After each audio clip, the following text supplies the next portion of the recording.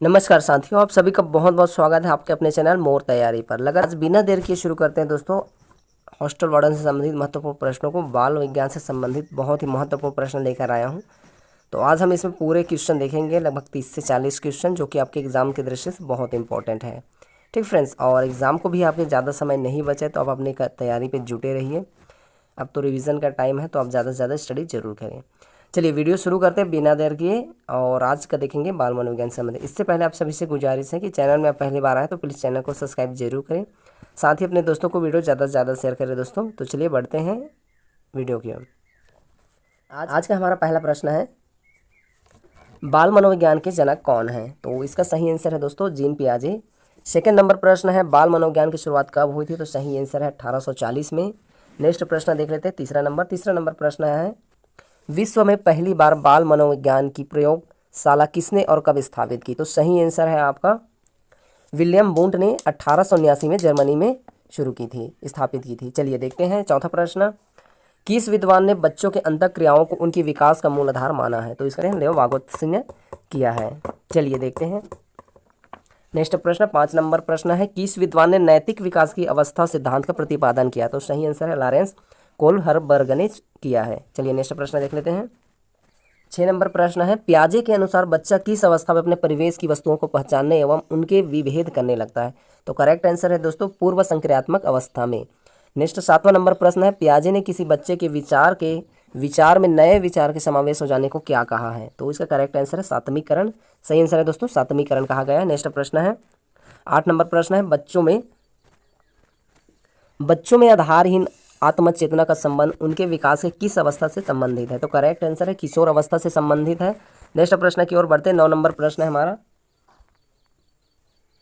9 number प्रश्न है, बच्चों के विकास से संबंधित निर्माण एवं खोज का सिद्धांत किस विद्वान ने दिया है? तो सही आंसर है जीन पियाजे ने। 10वां नंबर प्रश्न है, लॉरेंस कोहलरबर्ग द्वारा प्रतिपादित नैतिक विकास के सिद्धांत के अनुसार पूर्व नैतिक अवस्था की अवधि है? तो इसका सही आंसर है जन्म से 2 वर्ष की आयु तक। 11 नंबर प्रश्न है, 11 नंबर प्रश्न, ईर्ष्या भावना कौन सी अवस्था में पैदा होती है? तो इसका करेक्ट आंसर है बाल अवस्था में। 12 नंबर प्रश्न देख लेते हैं यहाँ, स्वप्रेम अपनी वस्तुओं से प्रेम की अवस्था कौन सी होती है? तो इसका करेक्ट आंसर है शैशव अवस्था। 13 नंबर प्रश्न है, बालक मानव ध्वनि और अन्य ध्वनि में अंतर कब सीख जाता है? तो इसका सही आंसर है 1 माह में। नेक्स्ट प्रश्न है दोस्तों 14 नंबर के, अंतर्मुखी व बहुमुखी में से सामाजिक विकास किसका अधिक होता है? तो सही आंसर है बहुमुखी का। 15 नंबर प्रश्न है, एरिक्सन ने अपने मनोसामाजिक सिद्धांत में जीवन काल को कितने अवस्था में बांटा है? ठीक है फ्रेंड्स, तो ये वाला हिस्सा इसका इधर आ गया है, बाकी इसका यही प्रश्न है। तो इसका जो करेक्ट आंसर है दोस्तों वह है 8 अवस्था में। नेक्स्ट प्रश्न देख लेते हैं 16 नंबर, सामाजिक विघटन की क्रियाएं किसे कहते हैं? तो इसका करेक्ट आंसर है दोस्तों तनाव, झगड़ना, लड़ाई, संघर्ष आदि को क्या कहते हैं? सामाजिक विघटन कहते हैं। ठीक है, करेक्ट आंसर है ये। 17 नंबर प्रश्न देख लीजिए, शिशु के मस्तिष्क का वजन कितना होता है? तो करेक्ट आंसर है 350 ग्राम। नेक्स्ट प्रश्न की ओर बढ़ते हैं। 18 नंबर प्रश्न है, स्वस्थ मनुष्य के मस्तिष्क का वजन कितना होता है? तो इसका करेक्ट आंसर है 1400 ग्राम, 1 किलो 400 ग्राम। नेक्स्ट प्रश्न है दोस्तों 19 नंबर, 6 माह में बालक का वजन कितना हो जाता है? तो इसका करेक्ट आंसर है 6 माह में बालक का वजन जन्म के समय के वजन का 2 गुना हो जाता है। नेक्स्ट प्रश्न यहाँ देख लीजिए 20 नंबर है, 1 वर्ष में बालक का वजन कितना होता है? तो करेक्ट आंसर है 1 वर्ष में बालक का वजन जन्म के समय के वजन की 3 गुना वजन हो जाता है फ्रेंड्स। ठीक है, तो नेक्स्ट प्रश्न देख लेते हैं 21 नंबर, बहुत ही इंपॉर्टेंट प्रश्न है दोस्तों। अगर वीडियो पसंद आ रहा है तो प्लीज़ चैनल को सब्सक्राइब जरूर कर लीजिए, साथ ही घंटे ये बेल आइकन को दबा लीजिएगा। तो 21 नंबर प्रश्न है, जन्म के समय किसी की लंबाई अधिक होती है? जन्म के समय किसकी लंबाई अधिक होती है? तो सही आंसर है इसका जन्म के समय लड़कों की लंबाई लड़कियों की लंबाई की तुलना में अधिक होती है। ठीक है फ्रेंड्स, इस चीज़ को जरूर याद रखिएगा। चलिए नेक्स्ट प्रश्न देख लेते हैं, हमने ये देख लिया। 23 नंबर प्रश्न है, मानव के अस्थायी दांत दूध के दांत कितने होते हैं? बहुत अच्छा प्रश्न है, तो इसका करेक्ट आंसर है 20। 24 नंबर प्रश्न देखेंगे, मानव के अस्थायी दांत कितने होते हैं? तो ये टोटल है, सही आंसर इसका 12। 25 नंबर प्रश्न है, किशोर अवस्था में कितने दांत आते हैं? तो इसका सही आंसर है 4 दांत आते हैं, इन्हें अक्ल की दाढ़ भी कहते हैं। ठीक है फ्रेंड्स, इस चीज़ को जरूर याद रखिएगा, अक्ल की दाढ़ किसे कहते हैं? तो 4 दांत जो आते हैं किशोर अवस्था में उसे कहते हैं। चलिए नेक्स्ट प्रश्न देख लेते हैं। 26 नंबर प्रश्न है, डिम्ब अवस्था कितने दिन की होती है? तो इसका करेक्ट आंसर है 14 दिनों की। नेक्स्ट प्रश्न है 27 नंबर प्रश्न है फ्रेंड्स, गर्भवती महिला का वजन कितना बढ़ जाता है? तो इसका करेक्ट आंसर है 10 किलोग्राम से 12 किलोग्राम।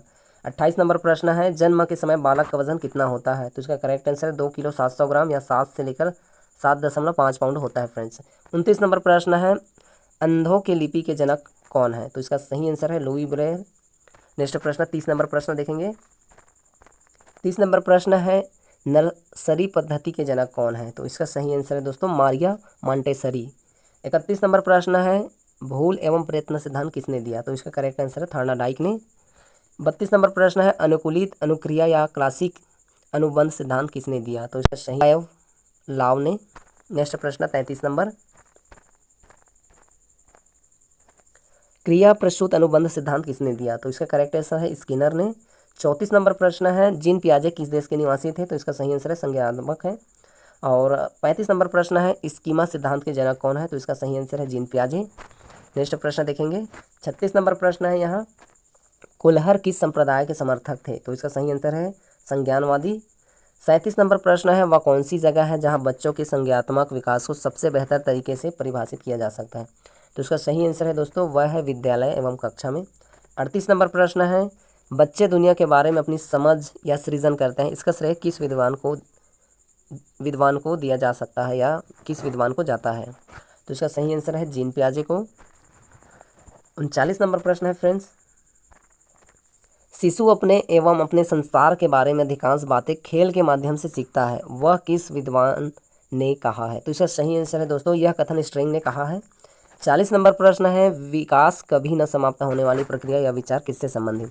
तो सही आंसर है इसका निरंतरता का सिद्धांत से संबंधित है। 41 नंबर प्रश्न है, बच्चे के बौद्धिक विकास की 4 विशिष्ट अवस्थाओं की पहचान किस विद्वान द्वारा की गई है? तो सही आंसर है जीन पियाजे के द्वारा की गई है। 42 नंबर प्रश्न देखेंगे यहाँ। 42 नंबर प्रश्न है, परिवार एक साधन है? तो इसका सही आंसर है दोस्तों परिवार एक अनौपचारिक शिक्षा का साधन है। ठीक है, सही आंसर हुआ। 43 नंबर है, किस अवस्था में बच्चे अपने समकक्षी वर्ग के सक्रिय सदस्य बनते हैं? तो सही आंसर है किशोरावस्था में। नेक्स्ट प्रश्न यहाँ देखेंगे। 44 नंबर प्रश्न है, प्राथमिक शिक्षा के लिए बाल मनोवैज्ञानिक का ज्ञान क्यों आवश्यक है? तो सही आंसर यहाँ देख सकते हैं दोस्तों, प्राथमिक शिक्षा के लिए बाल मनोवैज्ञानिक शिक्षा का ज्ञान बच्चों के व्यवहार को समझने में शिक्षक की सहायता करता है। ठीक है, इसके लिए जरूरी है। 45 नंबर प्रश्न है, बुनियादी स्तर पर मातृभाषा में शिक्षा देना क्यों बेहतर है? सही आंसर है बुनियादी स्तर पर मातृभाषा में शिक्षा देने से प्राकृतिक वातावरण में बच्चों को सीखने में सहायता करेगा, इसके लिए जरूरी है। 46 नंबर प्रश्न है, खिलौनों की आयु किस अवस्था को कहा जाता है? ठीक है फ्रेंड्स, तो चलिए देख लेते हैं खिलौनों की आयु किस अवस्था को कहा जाता है। तो इसका जो करेक्ट आंसर है दोस्तों वो थोड़ा सा टाइपिंग मिस्टेक होगा, यहाँ से लेकर ये वाली इनकी सही आंसर है। तो इसका जो करेक्ट आंसर है पूर्व बाल अवस्था को खिलौनों की आयु अवस्था कहा जाता है। 47 नंबर प्रश्न यहाँ देखेंगे, ये प्रश्न है और इसका ये प्रश्न है, बाकी थोड़ा सा टाइपिंग मिस्टेक होगा। तो 47 नंबर प्रश्न है, छात्र केंद्रित शिक्षण का आशय किससे है? तो इसका करेक्ट आंसर है छात्र केंद्रित शिक्षण का आशय प्रत्येक छात्र की आवश्यकता को ध्यान में रखना है। ठीक है, 48 नंबर प्रश्न देख लेंगे यहाँ। 48 नंबर प्रश्न है, शिक्षा खेल विधि का अर्थ क्या है? सही आंसर है खेल क्रियाओं के द्वारा शिक्षा। 49 नंबर प्रश्न है, प्रयोजनवाद ने किसे जन्म दिया? तो इसका करेक्ट आंसर है प्रोजेक्ट विधि को। नेक्स्ट प्रश्न यहाँ देखेंगे 50 नंबर, बच्चों के सबसे उत्तम शिक्षक वह है जो स्वयं बालक जैसा हो। तो इसका करेक्ट आंसर है, यह कथन किसका है? तो ये जो सही आंसर है दोस्तों, ये इनका सही आंसर है मेनकेन ने कहा है। ठीक है, तो इसका सही आंसर क्या है? मेनकेन ने कहा है। 51 नंबर प्रश्न है, सामाजिक समायोजन का कठिन काल किसे कहा जाता है? तो सही आंसर आप देख सकते हैं पूर्व किशोरावस्था, जो लड़कियों एवं लड़कों दोनों के संदर्भ में है। 52 नंबर प्रश्न है दोस्तों, बच्चों के बौद्धिक विकास के 4 सुस्पष्ट स्तरों को किस विद्वान द्वारा पहचाना गया? तो इसका करेक्ट आंसर है जीन पियाजे के द्वारा। तो दोस्तों इस तरह हमने 52 क्वेश्चन देखिए जो कि हॉस्टल वार्डन एग्जाम के लिए बहुत इंपॉर्टेंट है और बाल मनोविज्ञान से संबंधित महत्वपूर्ण प्रश्न है। कैंडिडेट बहुत ज़्यादा है तो आपको एक एक प्रश्न बहुत ज़्यादा इंपॉर्टेंट रखते हैं, तो ये जरूर वीडियो पूरा जरूर देखिएगा। आपकी एग्जाम की दृष्टि से बहुत ही महत्वपूर्ण है। 1 लाइनर क्वेश्चन है, ज़्यादा समय नहीं आएगा इसमें और कम समय में भी आप ज़्यादा से ज़्यादा MCQs देख पाएंगे। तो आज का वीडियो कैसा लगा हमें कमेंट सेक्शन में ज़रूर बताइएगा। और हम नेक्स्ट वीडियो हिंदी टॉपिक पे लेकर आने वाले हैं, जिसमें हम आपके लिए 50 MCQs देखेंगे और आगे लगातार दोस्तों भी मैराथन क्लास ही देखेंगे आपके हॉस्टल वार्डन और लैब टेक्नीशियन के लिए। ठीक है फ्रेंड्स, तो बाकी यह वीडियो कैसा लगा मैं कमेंट सेक्शन में जरूर बताइए, और चैनल पे आप पहली बार आएँ तो लाइक सब्सक्राइब जरूर करें, साथ ही घंटे के बेल आइकन को दबा लीजिएगा दोस्तों। चलिए मिलते हैं फिर नए वीडियो में। आपने समय दिया इसके लिए बहुत बहुत धन्यवाद। जय हिंद, जय जवाहर, जय छत्तीसगढ़।